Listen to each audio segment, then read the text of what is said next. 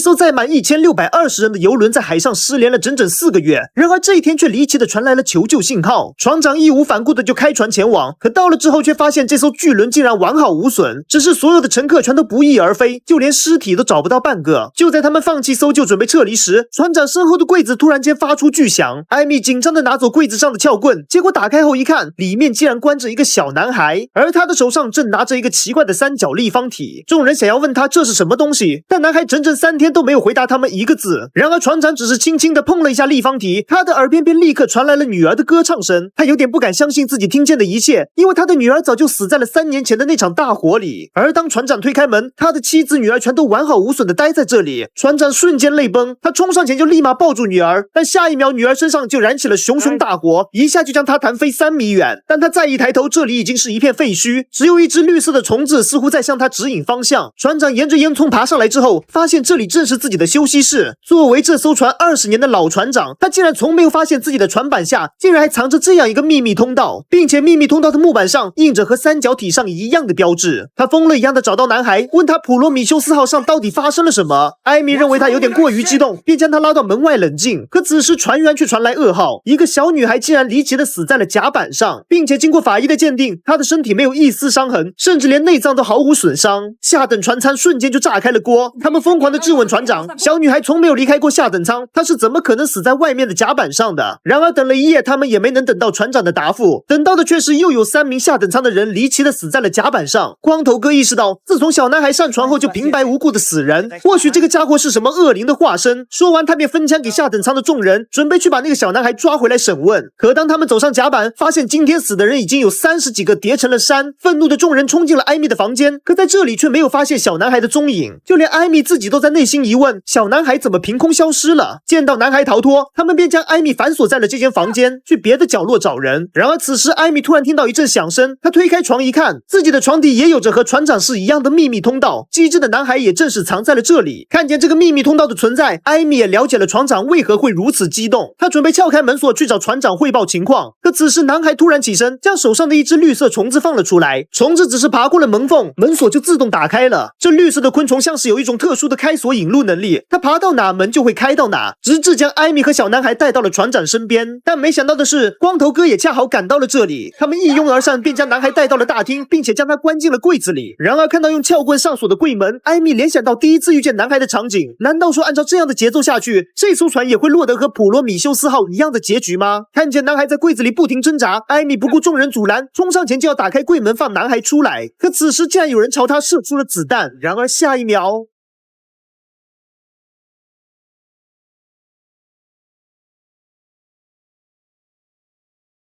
趁着时间被静止，艾米赶紧将男孩救出来并躲了起来。可当他们走后，巨轮上竟然响起了一种诡异的警报，只要听到的人就像着了魔一样的排队跳海。为了不被他们传染，一起排队下饺子，人们只好将自己绑起来不能动弹。然而这个男孩似乎知道警报声的源头在哪里，他拉着艾米穿过人群，直至来到了艾米房间的秘密通道。艾米低头望去，这个地道的空间似乎比想象中大得多。而当他爬到尽头，发现这里竟然可以穿越到另外一个空间。小男孩此时不知所踪，然而望着远处的精神病院，艾米突然闪过了一段记忆，他被当作一名精神病患者强行按在了椅子上，并注射了不知名的药剂，而站在他面前的正是他的父亲。奇怪，自己明明是一名精神病医生，怎么会冒出这样的记忆片段？更诡异的是，他的手上确确实实存在着被绑过的痕迹。高智商的艾米立刻意识到，或许这一切都是他父亲的阴谋。他找到船长，告诉他自己的父亲正是邮轮公司的老板，然而父亲一生致力于研究人类的大脑，对航海根本就不感兴趣。这诡异的情报或许就是他在进行某种实验，而船上的所有人都是他的实验道具。这也解释了失联4个月的普罗米修斯号为什么会空无一人。他带着船长走进了那个神奇的通道，船长不敢相信他们真的进入了另外一个空间。然而这一次竟然有个神秘人在等着他们，船长立马就用枪口对准了他，警告这个家伙不准靠近。但没想到男人只是按了一下手中的神秘装置，就将船长传送到了另外一个空间。艾米捡起地上的手枪就准备开火，可男人却说自己是她结婚14年的丈夫。然而艾米的大脑根本就没有关于这个男人的的记忆。她崩溃的将男人反锁进房间，因为艾米自己也不确定是不是父亲剥夺了她某些记忆。艾米愤怒地对着天空怒喊父亲的名字，然而当她气愤地扔出手枪，却无意间在空气中砸出了一个裂缝。艾米上前伸手一扒，却发现这里竟然连接着船身。原来广阔的风景全部都是显示屏营造的假象，所以从始至终她就没有离开过这艘巨轮。艾米赶紧回到房间去寻找那个神秘男人，然而男人却从这个房间里凭空消失。此时艾米忽然想起男人上船前曾住在她的隔壁房间，既然自己的房间里拥有能通往自己回忆的密道，或许他的房间里面也有。艾米来到这里，果然在船板下发现了这个通道。进入通道之后，艾米真的来到了男人的回忆空间。然而地板上散落的照片吓了她一大跳，这些合照表示男人真的是她的丈夫，而那个消失不见的小男孩正是他们俩生的孩子。此时男人突然从背后出现，告诉了艾米这一切的真相。原来他们所在的世界是虚拟世界，这艘巨轮也永远不可能到达终点，这里正在进行一次又一次不断的循环。虚拟世界的实验人员一共有10几名，包括艾米在内，除了他们之外，其他的所有人都是电脑生成的电脑人。那声警报的响起也代表着这次循环即将结束，系统已经开始了清理程序。这也解释了那群人为什么会不受控制的跳入大海。马特之所以能逃出那个反锁的房间，是因为他扒开了房间的墙板，弄破了铁皮墙，从里面爬了出来。由于每个被实验人员的房间底部都有着他们各自的回忆空间，所以马特便顺着船体的内部，经过一个又一个不同的空间，回到了自己的房间底下。他来到这里的目的就是救出艾米回到现实世界，因为马特手上的装置可以修改程序的代码，同样的装置在艾米父亲手上也有一个。正因为马特入侵了系统，导致之前有一些电脑人发现了事情的真相，所以艾米父亲不停地使用装置修改电脑人的程序并将其杀死。这也正是甲板上为何会多出那么多没有伤痕的尸体的原因。听到这里，艾米恍然大悟，怪不得自己会拥有被父亲绑在椅子上然后注入药剂的记忆，这些都是真实发生的。而那些特殊药剂的作用是可以让艾米忘记上一次循环的事情，顺利的让她进入下一次循环。此时一阵狂风巨浪来袭，系统已经开始了最后的清理程序，它即将用巨大的海浪将大船淹没。马特紧张的抱住艾米，说现在逃出循环的唯一一把钥匙在艾米身上，他必须得想出钥匙可能被他藏在什么地方了。艾米猛地想起自己随身携带的项链，里面正有一把小钥匙，看来这个东西就是能逃出循环的关键。距离循环结束只剩下了11分钟，马特让艾米待在原地别动，他说自己已经找到主机的位置，随后便快步离开了这里。然而此时空中突然传来了艾米父亲的声音，他说艾米的儿子现在在他手上，如果想要儿子活命，那就拿着钥匙来交换。原来男孩之所以失踪，是因为被那个藏在暗处的父亲抓走了。父亲派出手下将艾米也抓到了这里，逼他交出手中的钥匙。看着墙壁上的显示屏，艾米意识到从始至终父亲都在监视着船上发生的一切。他无奈地交出钥匙，下一秒父亲轻轻按下装置，立马就将他传送到了精神病院。手下将艾米锁在了椅子上，准备给他注入药剂，从而开启下一次的循环。父亲则淡定地拿出那个神秘立方体，轻轻旋转上面的按钮，就弹出了一个机关。原来这个东西里藏着钥匙的插孔。随后他拿出艾米那里拿来的钥匙，将其插入其中旋转了起来。然而令他没有想到的是，这个钥匙竟然没有反应。父亲意识到代码被人修改了。此时系统进入重启倒计时，3秒过后，整艘巨轮和船上的所有人都化作了代码，进入了新的一轮循环。然而艾米从地上醒来，发现自己还保留着之前的记忆。他朝着发光的墓碑走去，这底下竟然是自己儿子的回忆空间。此时马特也爬了下来，他告诉艾米自己成功了。原来马特在关键时刻成功修改了主机的代码，所以才让艾米停留在了这一次循环，并没有进入下一次。逃出虚拟世界的钥匙也被他修改，不再是父亲拿走的三角立方体，而是他现在手上拿着的魔方。新的钥匙也变成了艾米手上的结婚戒指。艾米终于可以逃出这个虚拟的世界了。随着戒指嵌入魔方，现实中的艾米也苏醒了过来。他缓缓地走下装置，发现包括船长在内的众多实验人员都还被困在虚拟世界中。然而除了艾米自己的位置，小黑的左边还有一个空位，这说明艾米并不是第一个逃出虚拟世界的人。艾米上前望向窗外，外面的景象让他惊掉了下巴。所有的一切竟然都发生在太空之中。此时背后的机器传来简讯，艾米看向屏幕，现实世界早已经来到了2099年。屏幕上艾米的哥哥正向他打着招呼，欢迎他回到了现实世界。1899第一季到此结束，将所有人关进虚拟世界的艾米哥哥，原来才是幕后的大 boss。